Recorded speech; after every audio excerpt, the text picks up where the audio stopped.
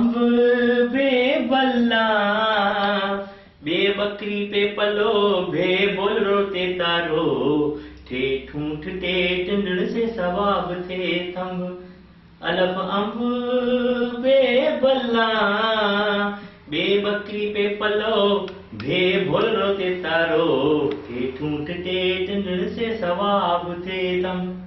Hello, मां रोशन गोपराणी, तव्हां ॾिसी रहिया आहियो गांधीधाम टीवी।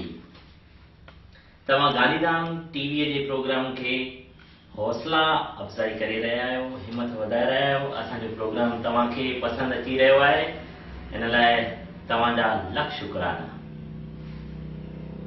NCPSL दिल्ली जे द्वारा सर्टिफिकेट कोर्स सेखारियो वेंदो आहे, जंहिंजा हींअर हिन वक़्तु डायरेक्टर आहिनि रवि टेकचंदानी साहिब। असां शुक्रगुज़ार आहियूं जो सॼे भारत जे अंदरि हू पंहिंजी सिंधियत जी जोत जलाए रहिया आहिनि। सिंधी ॿोली सुरीली ॿोली, संगीतमय ॿोली। गुजरात जे अंदरि पालनपुर में श्री रूपचंद भागवाणी सिंधियत जी जोत जॻाए रहिया आहिनि, सिंधी ॿोलीअ जो प्रचार करे रहिया आहिनि। हेॾा असांजा दादा मुरली भोजवाणी बड़ौदा में उहे बि सिंधियत जी जोत जॻाए रहिया आहिनि, सिंधी क्लास हलाए रहिया आहिनि।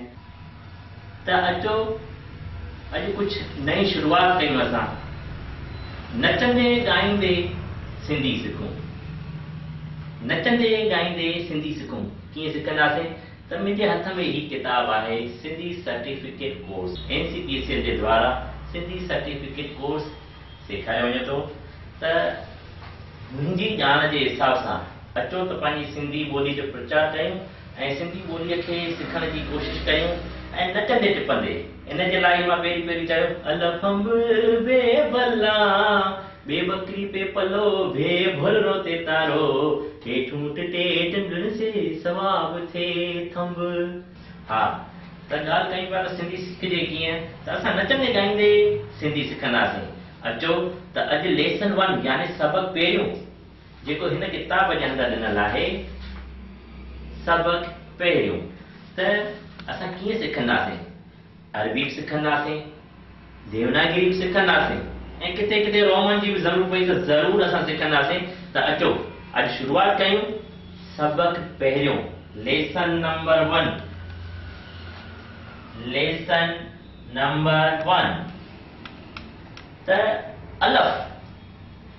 अलफ जेको आहे असांजे शा लतीफ़ चए थो, अखर पर अलफ जो ॿिया वर्त सभु विसार, अंदर तूं उजाड़ पना पढ़ंदे केतिरा।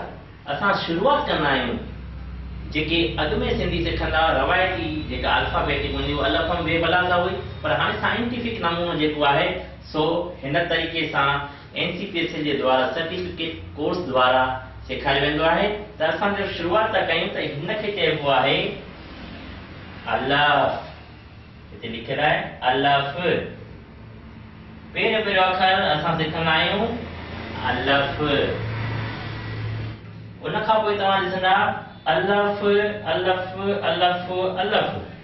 असांखे सिर्फ़ु सबक नंबर पहिरें में अलफ जे मथां जेका हीअ तव्हां लीक ॾिसी रहिया आहियो, लाइन ॾिसी रहिया आहियो, हिनखे असां चऊं था ज़बर। त थींदो अलफ ज़बर अ।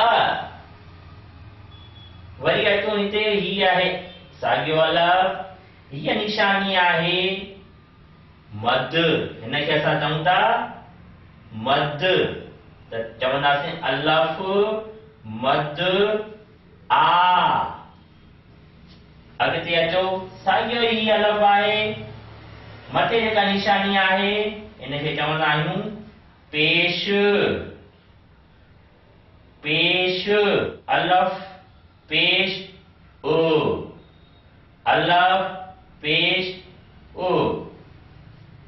इन खां पोइ अचो साॻियो ई अलफ, हेठां ज़ेर ॾींदासीं ज़ेर। हिते असां मथे ॾियूं था त अलफ ज़बर अ थो ठहे, इहो ई साॻियो अलफ आहे। हेठि लीक ॾींदासीं त थींदी ज़ेर, त थींदी ज़ेर। त चइबो अलफ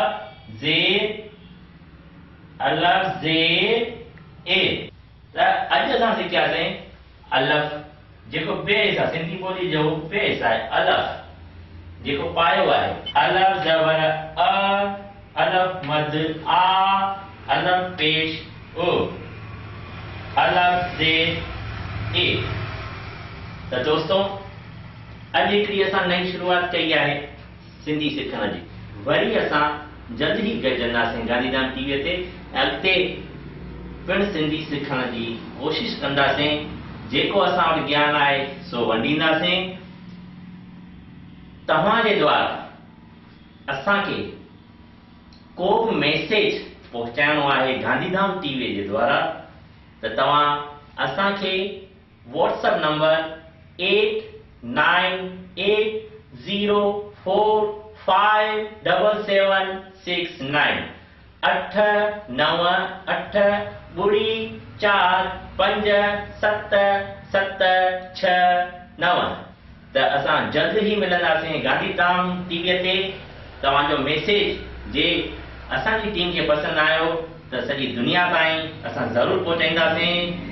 थैंक यू, तव्हांजो आभार, गुड बाय, सलाम। वरी जल्दी मिलंदासीं, सदाईं गॾु।